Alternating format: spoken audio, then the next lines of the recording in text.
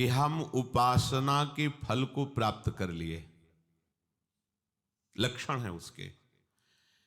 किसी भी साधन से चले जब ये लक्षण आ जाए तो जान लेना कि साधना परिपक्व हो गई, साधना पक गई, अर्थात वो सिद्धावस्था को प्राप्त हो रहा है। क्या लक्षण? सबसे पहला लक्षण उसके अंदर आता है मरने का भय खत्म हो जाना, जीने की इच्छा बनी रहना।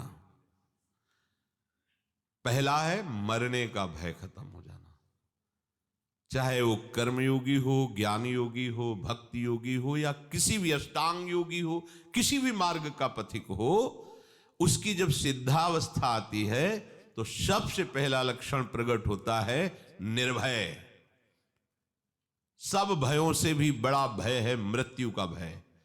उस उपासक के हृदय में किंचन मात्र भी मृत्यु का भय नहीं रह जाता। ये देखो अंदर से मरने का नाम सुनकर के भय लगता है कि नहीं लगता? अगर लगता है तो अभी साधना पथ पे हो, अभी लक्ष्य पे नहीं पहुंचे। लक्ष्य में पहुंचने पर मृत्यु का भय ही नहीं है, किसी भी तरह से उसे कष्ट नहीं। कैसे? जैसे नाटक चल रहा हो और उसमें सामने विपक्ष से वार किया गया और मरने का वो नाटक किया, उसको कोई भय लग रहा है? सामने से तलवार भाला गोली मारी जा रही, क्योंकि वो नाटक है। उसको पता है मुझे ठीक ऐसा ही रोल निर्वाह करना जिससे दर्शक देख करके वाह कर रहे हैं। बिल्कुल उसमें वो जान करके नाटक करता है, वो जान करके ऐसी उपस्थित सीन करता है कि सामने वाला प्रभावित हो जाए। उसको मृत्यु का भय थोड़ी लग रहा है, क्योंकि जान रहा नाटक है। ऐसे ही ठीक जो परिपक्व अवस्था को प्राप्त है वैसा ही नाटक देखता है। जैसे प्रलय में भी भयभीत नहीं होता भक्त, ऐसा शास्त्रों में आया। तो सैकड़ों हजारों आप नाटक देखते, उसमें देखते सैकड़ों लोग मारे जा रहे हैं, गांव के गांव जलाए जा रहे हैं, आपको थोड़ी भी पीड़ा नहीं होती, क्योंकि मूल में आपको पता है नाटक है, ये दिखावटी है, वास्तविक ऐसा नहीं है। ऐसे ही उस पवित्र अंतःकरण वाले परिपक्व अवस्था को प्राप्त हुए किसी भी साधन पथ से जो चला है, उसको संपूर्ण संसार का नाटक रहस्य पता चल जाता है। इसलिए महाप्रलय में भी केवल नाटक देख रहा है। जैसे अपने गांव का गांव आग लगाई जा रही देख रहे, पर कोई भय या दुख नहीं, क्योंकि पता है नाटक है, झूठा है। ऐसे ही ये मिथ्या, ब्रह्म सत्यम जगन मिथ्या, ये मिथ्या है। वो अपने शरीर को ऐसे मिथ्या अनुभव का है तो अनुभव होता है, जो मिथ्या है उसे अनुभव हो रहा है। अब उस असत शरीर के छोड़ने का उसे कोई भय नहीं है, क्योंकि उसने पहले ही छोड़ दिया है। माना हुआ अपनापन प्रभु के चरणों में ऐसा समर्पित हुआ कि देह सुध ही गई, देह कुटुंब ते जाए छूट सब ही विधि नातो। जब तक मरने का भय है तब तक परिपक्व अवस्था नहीं है। मृत्यु का भय खत्म हो जाए। जांचो, यहां सब 1 मिनट में लीला प्रवेश की बात करते हैं। मुझे भगवत प्राप्ति हो गई, मुझे ब्रह्म बोध हो गया है, तो ऐसे कपड़ा क्यों रखे? बोले वो व्यक्ति दिखाई देते हैं ना, ब्रह्मबोध हो गया और व्यक्ति दिखाई देते हैं।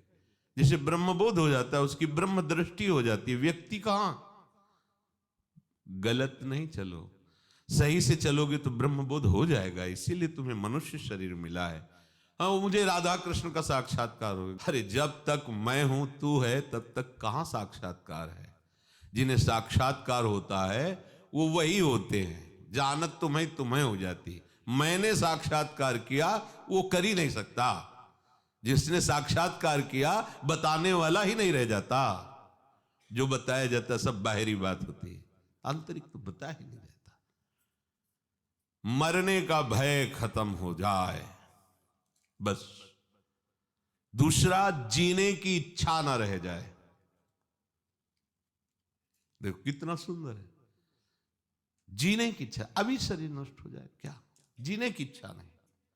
जितनी श्वासें हैं राधा राधा राधा। हमें क्या जरूरत है कि हम शाम तक जिए और साधना करें?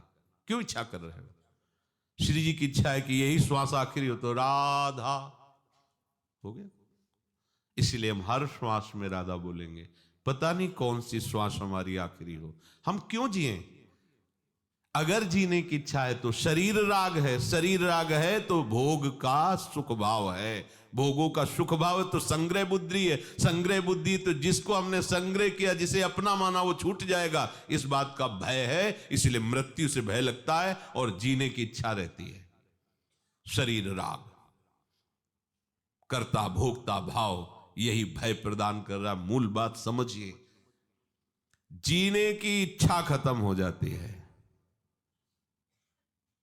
जब तक जीने की इच्छा है तब तक अज्ञान है, मरने का भय है तो अज्ञान है।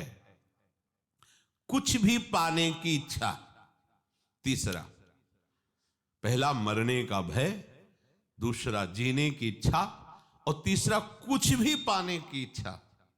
कुछ भी, कुछ पाने की इच्छा नहीं, जा ही न चाहिए कबहू कछु। तो कह दे कि प्रभु की पाने की इच्छा। तुम यहां सिद्ध के लक्षण बता रहे, साधक के नहीं। जो सिद्ध हो चुका है उसे कुछ पाने की इच्छा नहीं रहती, कुछ भी पाने की इच्छा नहीं रहती, क्योंकि जिनके पाने के बाद कुछ पाना बाकी नहीं रह जाता, वो प्राप्त ऐसे हो जाते हैं कि अपना पता ही खो जाता है, वही वो रह जाते हैं। कान भय प्राण में, प्राण भय कान में, ही में न जान परे, कान है कि प्राण है। प्राणनाथ श्यामाजू का ऐसा अधिकार हो जाता है, संपूर्ण इंद्रिय मन बुद्धि चित्त अहंकार स्वभाव सब भगवत में, सब प्रभु में। तो जब तक खोज चालू है तब तक मैं है, और जब खोज पूरी हुई तो जिनकी खोज है वही रह जाते, खोजने वाला नहीं रहता, खोजने वाला ही नहीं रहता। पाने की कोई भी इच्छा, कुछ भी पाने की इच्छा, ये कचाई है, और वही सिद्ध है जिसे कुछ पाने की इच्छा नहीं। करने का राग, ये करना है, जब तक ये है तब तक वो परिपक्व अवस्था को प्राप्त नहीं है। महापुरुषों के द्वारा भी चेष्टाएं होती हैं, जिसे आप कह सकते हो कि उन्होंने वो किया, आप कह सकते हो वो नहीं, क्योंकि उनका कुछ भी नहीं बकाया रहा। तो जो क्रिया हो रही, तुम निमित्त केवल उनको दे सकते हो, करने वाले प्रभु ही हैं, क्योंकि उनके मन में बुद्धि में चित्त में अहम में चेष्टा में केवल प्रभु होते हैं। प्रभुमय होकर के प्रभुमय जगत में प्रभुमय कार्य हो रहा है। वो संसारी होकर संकल्प विकल्प करके कर्ता भाव से कुछ नहीं, ये सिद्धावस्था का लक्षण है। मरने का भय नहीं, जीने की इच्छा नहीं, कुछ भी पाने का लालच नहीं, कुछ भी करने का राग नहीं। ये हो गई स्थिति। ये स्थिति के बाद आगे चलकर फिर प्रेम रस है। ये स्थिति सबको प्राप्त होती है, चाहे वो ज्ञान योगी हो, चाहे अष्टांग योगी हो, चाहे कर्म योगी हो, चाहे भक्ति योगी हो।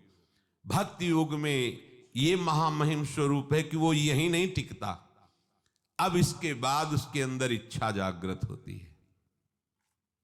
ये जो इच्छा होती है ये जागतिक इच्छाएं नहीं है। देखो, संपूर्ण श्रीमद् राधा सुधा निधि में इच्छा ही जागृत की गई। ऐसा कब होगा? हम श्री जी के लिए ऐसी सेवा करेंगी, ऐसा श्री जी की विचिन्वंती के शान कुचन कर जई कंचुक पटम को चाप्या मुंचंती कुछ कनक दिव्यत कलसयो। ऐसा कब होगा? पत्रावलिम रचितुम कुछ योग कपूर। ये इच्छा ऐसा महामहिम स्वरूप है जो बड़े बड़े सिद्धों के लिए भी दुर्लभ है। प्यारोढ़ क्षमते न यच्छु शुकादी नाम तो ध्यानगम संभाव्योपि विरंचिनारद शिवो। यहां तक पूर्ण हो गया। अब ये पूर्ण के बाद जो यात्रा होती प्रेमियों की होती है, वो अखंडानंद और ये अनंतानंद, अनंतानंद स्वरूप में प्रेम में।